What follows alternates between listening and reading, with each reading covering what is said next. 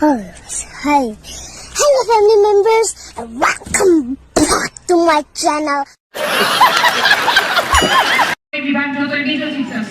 ફાટી જાય. હવે ડી વાળો મેં જોયો, મેં આખા તમારા પ્રશ્ન રાઈટ કરી ટીક કરી ત્યાં તમારા માર્ક આપી ઉપર માર્કિંગ કરી આગળ લખી મારી સાઈન નંબર લખી જાનો આગળ ઓલો ભરતો નાખ્યો. હવે ડી નો પ્રશ્ન બે જણા બાકી છે. પુલાન કઈને કે ગાડી હોય જાય. ઓ જાય એ ડી વિભાગ વાળું હોય ત્યાં મમળો થઈ ગયો. હવે ધારો કે આપણું પેપર સાવ છેલ્લે હોય અને પેપરમાં ડી વિભાગને પ્રશ્ન તો લખ્યો પણ બહુ આવડતો નથી પણ થોડા ગપ્પા માર્યા છે. હવે ગપ્પા માર્યા હોય એટલે ડી વાળાને આપે ઓલો સી વાળો કે લ્યો એમ તારા પરીક્ષા કોઈ તો આપે કે ડી નો અહીંયા લખ્યો છે. ભરત કાઈ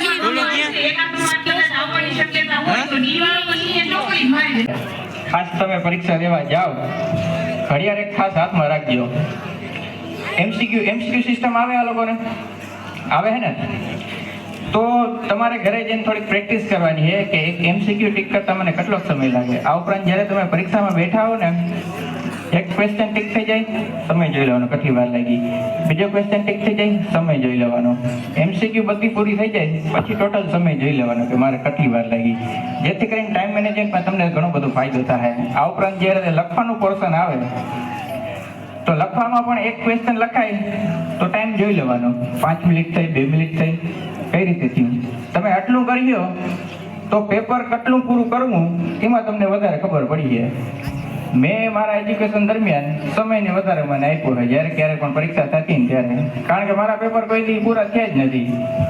છેલ્લે આખો વિભાગ રહી જ જતો.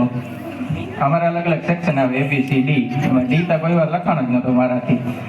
એટલે ખાસ ટાઈમ મેનેજમેન્ટનું જ મારે કહેવું હતું, એક ઘડિયાળ ભેગી રાખજો અને બાકી કંઈ બીવન નથી, પરીક્ષામાં કંઈ મોટી વાત નથી, આપણે પાર કરી નાખીએ. બસ આટલું કહીને આપણે વાણી પૂરાણ કરી નાખીએ. હસ્તી